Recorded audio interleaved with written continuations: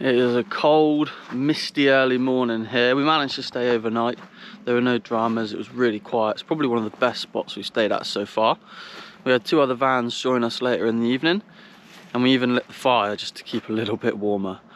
The plan for today is we've got up nice and early and we're heading to Lake Garda, where we're going to set off for a big hike. I think Oro needs it after 4 or 5 days of just driving.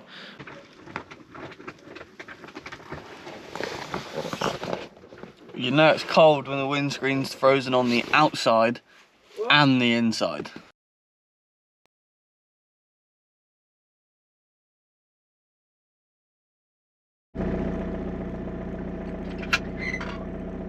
But we'll set off once the windscreen is defrosted.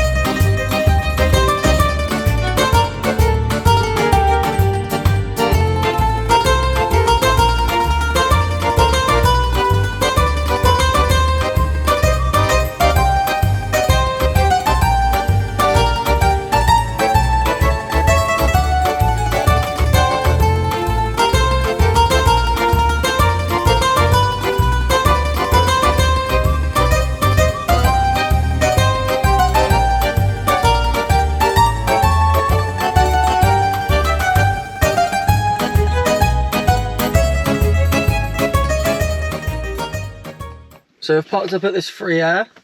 Looks like there's a water dump station and maybe water fill up, so we'll have a look. When we arrived there were 2 other vans here, and this is a completely free place to spend the night.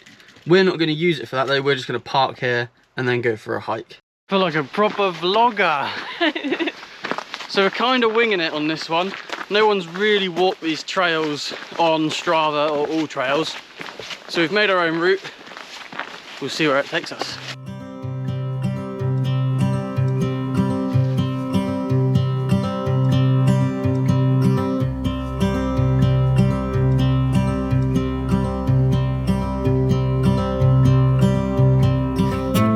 So we forgot to have breakfast today in our excitement to get going on the hike. So we've stopped here to enjoy some views and have a little sandwich.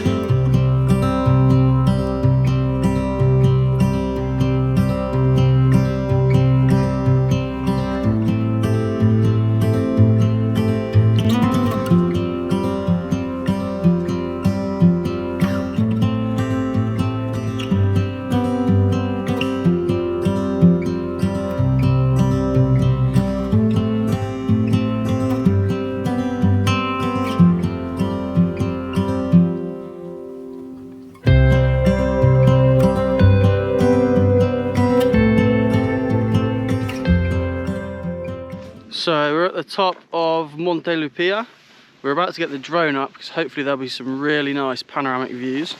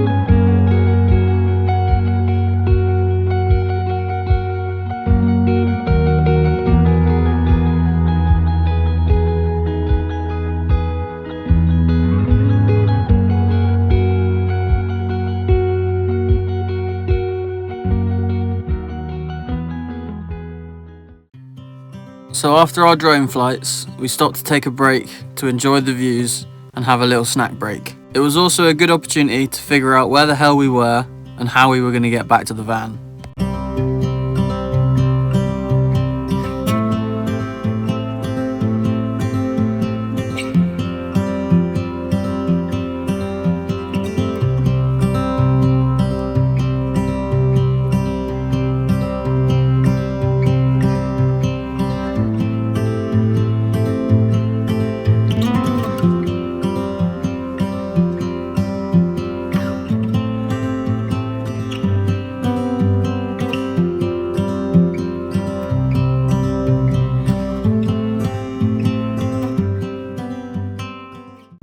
Then we got on park for night and found a spot to spend this evening.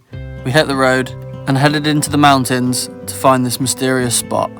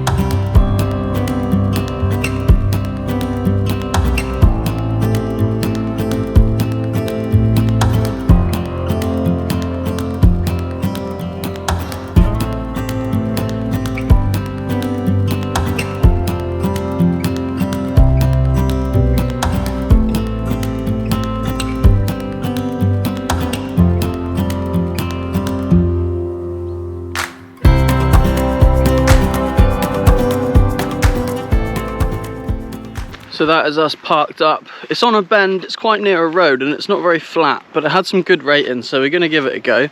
I think we'll probably get some van friends tonight because it looks like quite a popular spot. In the end, we ended up hiking about 15k, about 3 hours, so now we're pretty tired. So we're gonna settle in for the night and get back with it tomorrow.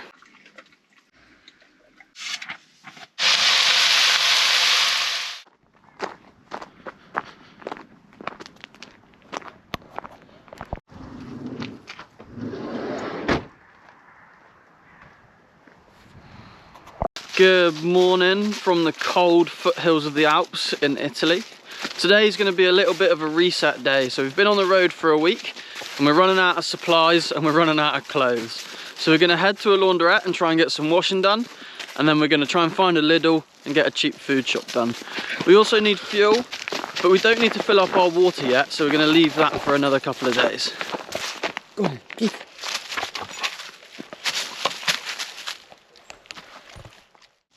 And after 1,000 miles on the road, the van's starting to look a little bit worse for wear. But to be honest, the dirt helps the van blend in and it stands out a lot less, making it hopefully less appealing to anyone who might want to take it. It also makes it a little bit more rugged and cool. So Amy's in there getting the washing done. We've had to park around the back because the front side of the laundrette is tiny spaces and Italians park, well, very Italian. So we've got around the back and it's just this big open area. And we've not decided whether it's a little bit sketchy, so we don't want to leave the van, so I'm staying here with the dog, or if it's just Italian.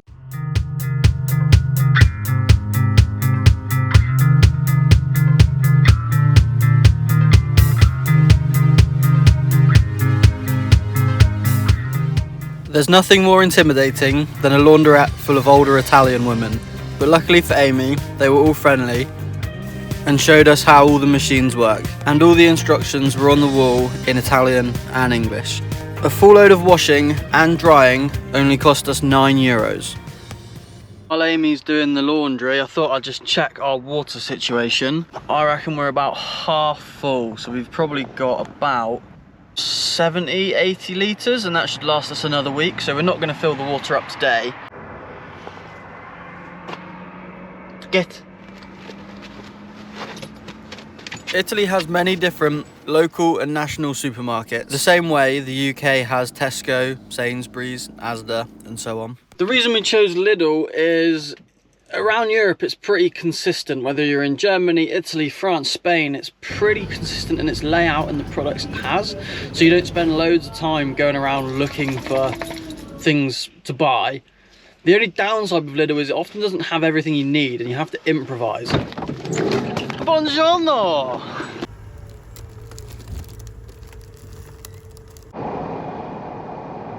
Once we left Lidl and headed to our spot for the night, we came across some pretty typical Italian driving. Speed limits don't really count, road markings don't really mean anything, and everyone drives so far up each other's arse We then stopped for fuel as we only had quarter of a tank left. 90% of the fuel stations in Italy are self-serve, and sometimes you can change it to English and sometimes you can't. And when you can't, you just press buttons and hope for the best. Luckily, diesel is diesel in Italian and English. At this fuel station, it was around £1.44 per litre.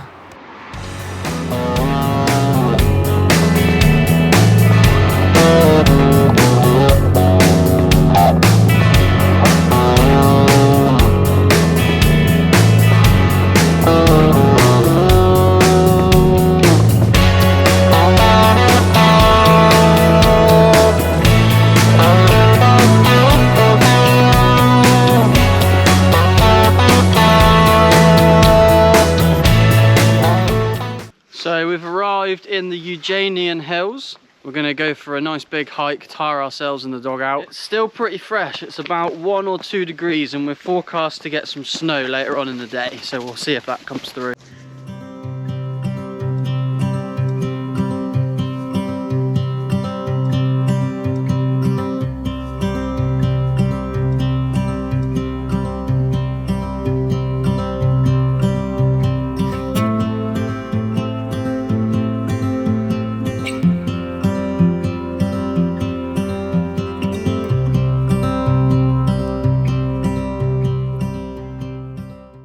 Once we reached the summit, Amy decided to go all the way to the top, at which point I expressed my concerns. Amy, don't go too far, you'll die.